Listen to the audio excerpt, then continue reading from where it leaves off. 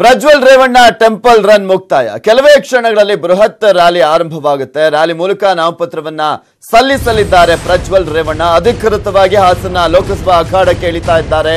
ನಾಮಪತ್ರವನ್ನ ಸಲ್ಲಿಸುವ ಮುಖಾಂತರ ಹಾಸನ ಲೋಕಸಭಾ ಚುನಾವಣೆ ಎಲೆಕ್ಷನ್ ಈಗ ರಂಗೇರ್ತಾ ಇದೆ. ಇಲ್ಲಿ ಪ್ರಮುಖವಾಗಿ ಬಿಜೆಪಿಯಿಂದ ಎ ಮಂಜು ಅವರಿಗೆ ಟಿಕೆಟ್ ಅನೌನ್ಸ್ ಆಗಿದ್ರೆ ಈಗ ಆಲ್ರೆಡಿ ಜೆಡಿಎಸ್ ಕಾಂಗ್ರೆಸ್ ಬೆಂಬಲಿತ ಅಭ್ಯರ್ಥಿಯಾಗಿ ಪ್ರಜ್ವಲ್ ಕಣಕ್ಕಿಳಿತಾ ಇದ್ದಾರೆ. ಇವತ್ತು ನಾಮಪತ್ರವನ್ನ ಸಲ್ಲಿಸ್ತಾ ಇದ್ದಾರೆ. ಮನೆ ದೇವರ ಎದುರೇ ನಾಮಪತ್ರಕ್ಕೆ ಪ್ರಜ್ವಲ್ ಸಹಿಯನ್ನ ಹಾಕಿದ್ದಾರೆ. ರಂಗನಾಥ ಸ್ವಾಮಿ ದೇವರ ಎದುರು ನಾಮಪತ್ರಕ್ಕೆ ಸಹಿಯನ್ನ ಹಾಕಿರುವಂತದ್ದು. ದೇವರಿಗೆ ನೀವಳಿಸಿ ರೇವಣ್ಣ ಹೊಡೆದಂತ ಕಾಯಿ ಒಡಿಲೇ ಇಲ್ಲ. ಇಲ್ಲಿ ಮಗನಿಗೆ ದೇವರ ದಾರವನ್ನ ಕಟ್ಟಿ ಪ್ರಸಾದವನ್ನ ತಿನ್ನಿಸಿದ್ದಾರೆ ಭವಾನಿ ರೇವಣ್ಣ. ನಾಮಪತ್ರ ಸಲ್ಲಿಕೆ ಬಳಿಕ ಬೃಹತ್ ಸಮಾವೇಶಕ್ಕೆ ಈಗ ಆಲ್ರೆಡಿ ಎಲ್ಲಾ ರೀತಿಯಾದಂತಹ ಸಿದ್ಧತೆಯನ್ನ ಕೂಡ ಮಾಡಿಕೊಳ್ಳಲಾಗಿದೆ. ನರ್ಸಿಂಗ್ ಕಾಲೇಜು ಮೈದಾನದಲ್ಲಿ ಬೃಹತ್ ಪೆಂಡಾಲ್ ಅನ್ನ ಕೂಡ ಹಾಕಲಾಗಿದೆ.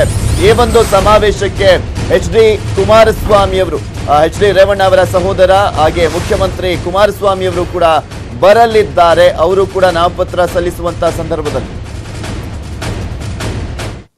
ಇನ್ನು ಪ್ರಜ್ವಲ್ ಜೊತೆ ನಮ್ಮ ಪ್ರತಿನಿಧಿ ಕೃಷ್ಣ ನಡೆಸಿರುವಂತಹ ಸಂದರ್ಶನ ಇಲ್ಲಿದೆ, ನೋಡೋಣ. ಜೊತೆಗೆ ಹಾಸನ ಲೋಕಸಭಾ ಕ್ಷೇತ್ರದ ಮೈತ್ರಿ ಪಕ್ಷದ ಅಭ್ಯರ್ಥಿ ಪ್ರಜ್ವಲ್ ರೇವಣ್ಣ ನಮ್ಮ ಜೊತೆಗಿದ್ದಾರೆ. ಸರ್, ಇವತ್ತು ನಾಮಪತ್ರವನ್ನು ಅಧಿಕೃತವಾಗಿ ಸಲ್ಲಿಕೆ ಮಾಡ್ತಾ ಇದ್ದಾರೆ, ಚುನಾವಣಾ ಅಖಾಡಕ್ಕೆ ಇಳಿತಾ ಇದ್ದಾರೆ. ಏನ್ ಅನ್ಸುತ್ತೆ ಮೊದಲನೇದಾಗಿ ಅಂತ? ಬಹಳ ಸಂತೋಷ ಆಗ್ತದೆ ಇವತ್ತು.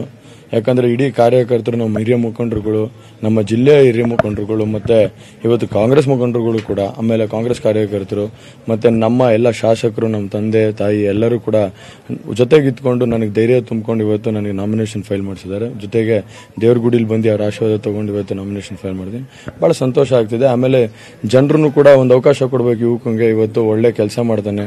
ಇವತ್ತು 8 ವರ್ಷ ದುಡಿಮೆ ಮಾಡಿದ್ದಾನೆ. ಇವತ್ತು 8 ವರ್ಷದಿಂದ ಏನು ಬಾಲಕ ಜೀವನನ ಮರ್ತಿ ಇವತ್ತು ರಾಜಕೀಯ ಜೀವನ ಎತ್ತಿಡ್ದು ಇವತ್ತು ಜನರ ಜೊತೆ ಸೇವೆ ಮಾಡ್ಕೊಂಡಿದ್ದಾನೆ ಅನ್ನೋ ಒಂದು ಭಾವನೆಯಲ್ಲಿ ಇವತ್ತು ನಾವು ವೋಟ್ ಹಾಕಬೇಕು ಅನ್ನೋದು. ಹಾಸನ ಲೋಕಸಭಾ ಕ್ಷೇತ್ರದ ಅಭಿವೃದ್ಧಿಗೆ ಏನು ನಿಮ್ಮ ಅಜೆಂಡಾ ಅನ್ನುವಂಥದ್ದು?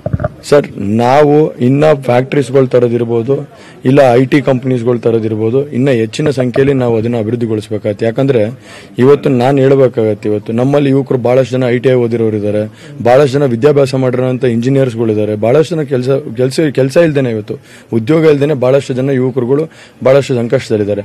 ಅಂಥವ್ರಿಗೆಲ್ಲ ಒಂದು ಹೊಸ ರೆವಲ್ಯೂಷನ್ ತಗೊಂಬಂದು ಹೊಸ ಇಂಡಸ್ಟ್ರಿಗಳನ್ನ ತಗೊಂಬರೋದಿರ್ಬೋದು, ಇಲ್ಲ ಒಂದು ಕಾರ್ಪೊರೇಟ್ ಸೆಕ್ಟರ್ ತರೋದಿರ್ಬೋದು, ಮತ್ತೆ ನಾವು ವೈಜ್ಞಾನಿಕ ಬೆಲೆಗಳನ್ನ ಯಾವ ರೀತಿ ಕೊಡಬೇಕು, ವೈಜ್ಞಾನಿಕವಾಗಿ ನಾವು ರೈತರುಗಳಿಗೆ ಯಾವ ರೀತಿ ಸಹಕಾರ ಕೊಡಬೇಕು, ಸಹಾಯ ಮಾಡಬೇಕು ಅನ್ನೋದ್ರ ಬಗ್ಗೆ